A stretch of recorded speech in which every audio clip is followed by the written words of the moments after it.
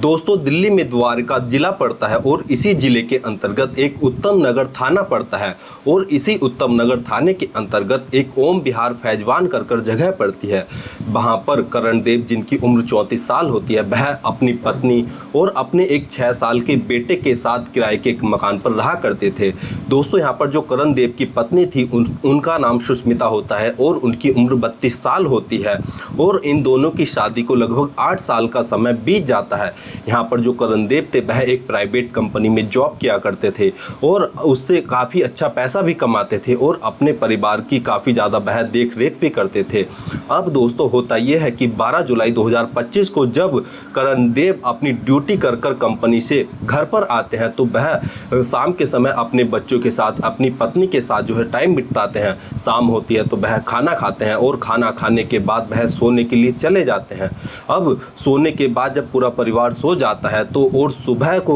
जब सुष्मिता अपने घर पर जब अपनी नींद से जागती है तो वह देखती है कि एक बिजली का तार उसके पति के ऊपर पड़ा हुआ है और उसका पति जो है बेहोशी की हालत में है। अब जो सुष्मिता होती है वह आनंद फानन में अपने सास ससुर के पास फोन करती है और अपने देवर जिसका नाम कुणाल होता है उनको भी फोन करती है और जो सुष्मिता जहाँ पर किराए के कमरे पर रहा करती थी पास ही में वहाँ पर एक चचेरा देवर जिसका नाम राहुल होता है वह भी रहा करता था। तो सुष्मिता जो होती है वह राहुल के पास भी कॉल करती है। अब दोस्तों जैसे ही कुणाल देव के माता पिता भाई इस बात को सुनते हैं कि कुणाल जो है बेहोशी की हालत में घर में पड़ा हुआ है तो वह तुरंत उस घर पर जाते हैं जहां पर करण देव जो है किराए के कमरे पर रहा करता था और वह देखते हैं कि करण देव वास्तव में नीचे पड़ा हुआ है और उसकी सांसें नहीं चल रही है। तो यहाँ पर जो करण देव का भाई कुणाल होता है और जो चचेरा देवर राहुल होता है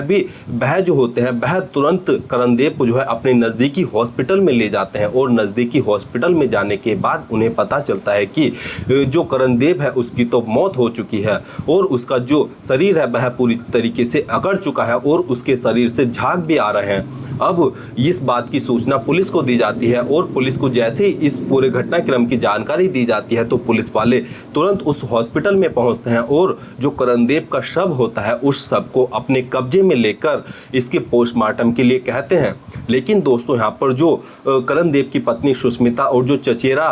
भाई राहुल होता है वह करण देव के पोस्टमार्टम के लिए मना करते हैं और वह पुलिस वालों से कहते हैं कि देखिए आप करण देव का पोस्टमार्टम मत कीजिए, उसके टुकड़े टुकड़े मत कीजिए, इससे उसका शरीर जो है पूरी तरीके से जो है खोखला हो जाएगा और उसके जो शरीर है उसको जो है फाड़ दिया जाएगा। हम नहीं चाहते हैं कि हमारे भाई के साथ ऐसा किया जाए। अब पुलिस वाले सोचते हैं कि यह दोनों ही जो है जो सुष्मिता है और जो राहुल है यह पोस्टमार्टम करने के लिए मना कर रहे हैं तो पुलिस वालों का शक उन पर ही जाता है। लेकिन पुलिस वालों के पास ऐसा कोई सबूत नहीं होता है और पुलिस वाले अपने तरीके से जो है पोस्टमार्टम करा देते हैं। इसके बाद दोस्तों पोस्टमार्टम की रिपोर्ट आती है और जो करण देव का शव होता है वह करण देव के माता पिता को सौंप दिया जाता है। इसके बाद जो माता पिता होते हैं वह करण का अंतिम संस्कार करते हैं और विधि पूर्वक उसको जो है विदाई देते हैं। लेकिन दोस्तों पुलिस वालों को जब पोस्टमार्टम रिपोर्ट मिलती है तो उसमें भी कोई ऐसे सबूत नहीं होते हैं जिससे कि यह कहा जाए कि करण देव की मौत जो है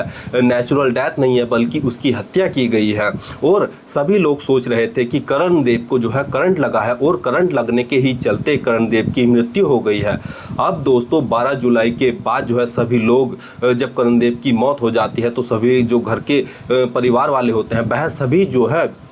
काफ़ी ज़्यादा गमगीन हो जाते हैं और जो सुष्मिता होती है वह भी काफ़ी ज़्यादा रो रही होती है, वह भी काफ़ी ज़्यादा सदमे में चली गई होती है। लेकिन इसके जैसे ही 3 दिन बीतते हैं और जो राहुल होता है राहुल अपने भाई जो कुणाल होता है उसको अपना फ़ोन देकर किसी काम के लिए बोलता है और वहाँ से कुछ देर के लिए कहीं चला जाता है। अब जो कुणाल होता है वह अपने भाई राहुल का फ़ोन लेकर जब उस फ़ोन के अंदर व्हाट्सएप को खोलकर देखता है तो उसमें एक कॉन्टैक्ट जो होता है वह सेव होता है और वह जो कॉन्टैक्ट था उस कॉन्टैक्ट का जो नाम लिखा हुआ था उसमें वाईफी और दिल वाली इमोजी कर बनी हुई थी। जिससे कि कुणाल जो होता है वह जब उस व्हाट्सएप कॉन्टैक्ट को खोलकर देखता है तो उसके अंदर कुणाल को ऐसी चैटिंग दिखाई देती है जिससे कि कुणाल जो है बहुत ही सहम जाता है और वह उस चैटिंग को पढ़ने के बाद तुरंत अपने माता पिता को उस चैटिंग को दिखाता है, जिसके बाद माता पिता जब उस चैटिंग को पढ़ते हैं तो उनकी भी आंखें फटी की फटी रह जाती हैं और वह भी सोचने पर मजबूर हो जाते हैं कि जिसे वह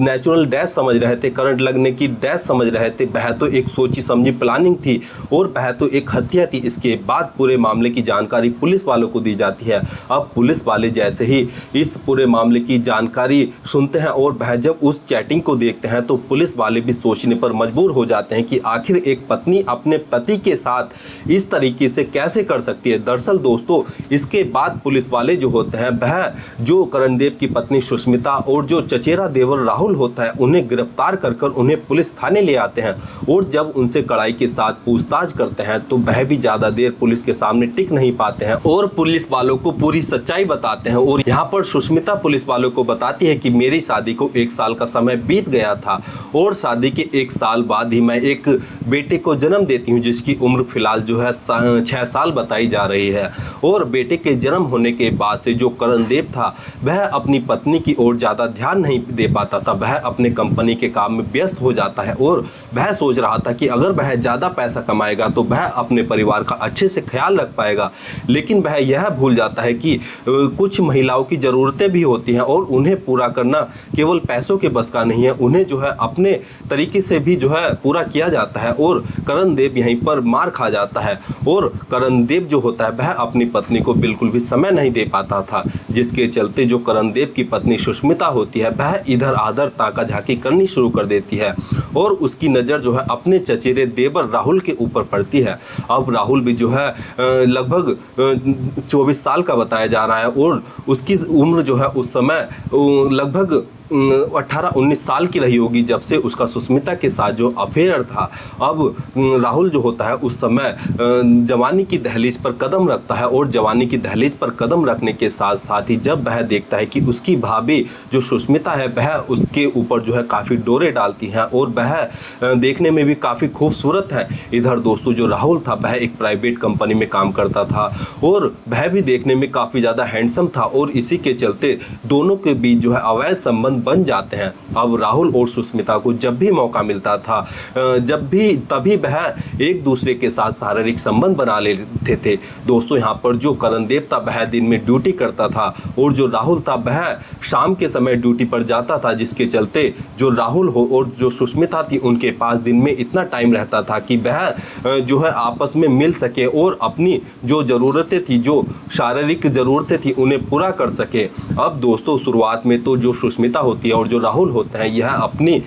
शारीरिक ज़रूरतों को पूरा करने के लिए एक दूसरे के साथ अवैध संबंधों में आते हैं, लेकिन समय के साथ इन दोनों का रिश्ता इतना गहरा हो जाता है कि ये दोनों एक दूसरे के साथ शादी करने का डिसाइड करते हैं। और शादी करने के डिसाइड करने के बाद इनके जो बीच का रोड़ा बन रहा होता है वह होता है करणदेव, और ये दोनों सोचते हैं कि करणदेव को कैसे रास्ते से हटाया जाए और किस तरीके से हम दोनों एक साथ रह सकें। यहाँ पर दोस्तों जो सुष्मिता होती है वह एक दिन राहुल से कहती है कि मैं देखो अपने पति को जो है रास्ते से हटाना चाहती हूँ और तुम्हारे साथ जो है पूरा जीवन बिताऊंगी और हमें करणदेव को रास्ते से इस तरीके से हटाना है कि जो करणदेव की प्रॉपर्टी है वह मेरे नाम पर आ जाए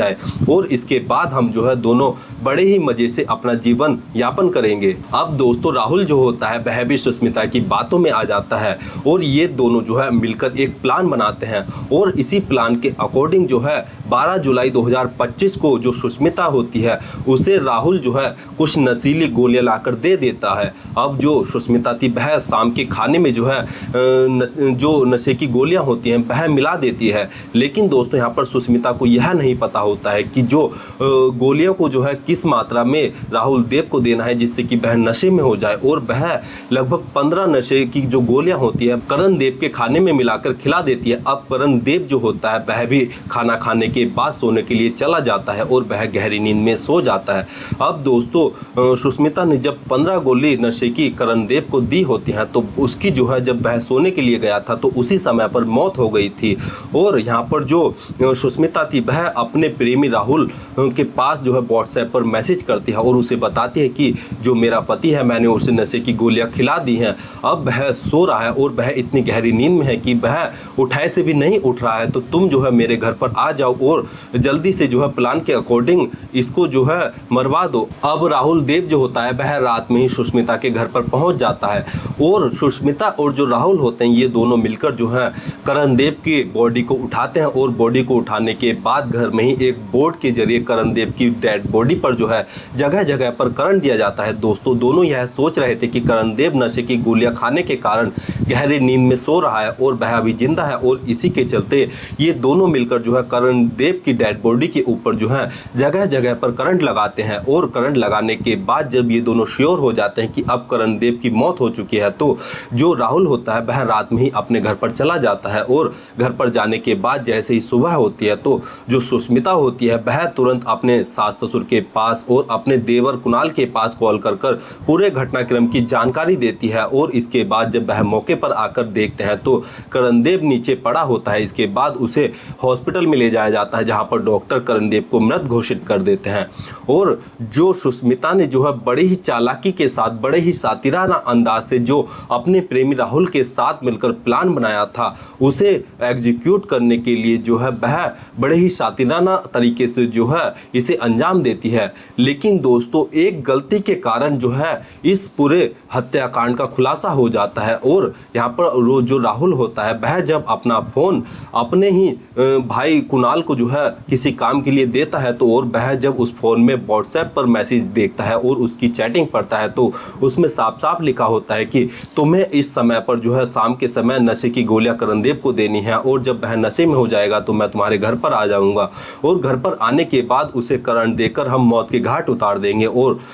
मौत के घाट उतारने के बाद सबके सामने इस तरीके से जो दिखाएंगे कि जैसे यह करंट लगने से मौत हुई हो। अब दोस्तों जो राहुल होता है वह यह नहीं सोचता है कि उसकी अभी 24 साल की ही उम्र है और उसे आगे अभी बहुत कुछ करना है और वह इन सब चक्करों में ना पड़े। लेकिन राहुल देव की यही गलती जो है उसके लिए जो है एक सबक बन जाती है और जो राहुल देव है और जो सुष्मिता है अब वह अपना बाकी का जीवन जेल में बिताएंगे। फिलहाल पुलिस ने इन पर सुसंगत धाराओं में केस दर्ज कर इन्हें जेल भेज दिया है और इन्हें कोर्ट में भेजकर इन्हें जल्द ही जेल भेज दिया जाएगा जहां से यह अपना बाकी का जो जीवन है उसे जेल में बिताएंगे। और यहाँ पर दोस्तों जो एक पत्नी होती है जिसकी शादी 8 साल पहले होती है और उसका परिवार अच्छा खासा फल फूल रहा होता है, वह अवैध संबंधों में आने के कारण अपने पति को मौत के घाट उतार देती है। और पति की हत्या के सिलसिले में एक पत्नी ने जो है फिर से अपना एक लिस्ट में नाम दर्ज करा लिया है और यह जो हत्या की गई है यह इतने निर्मम तरीके से हत्या की गई है कि पहले पति को नशे की गोलियां खिलाई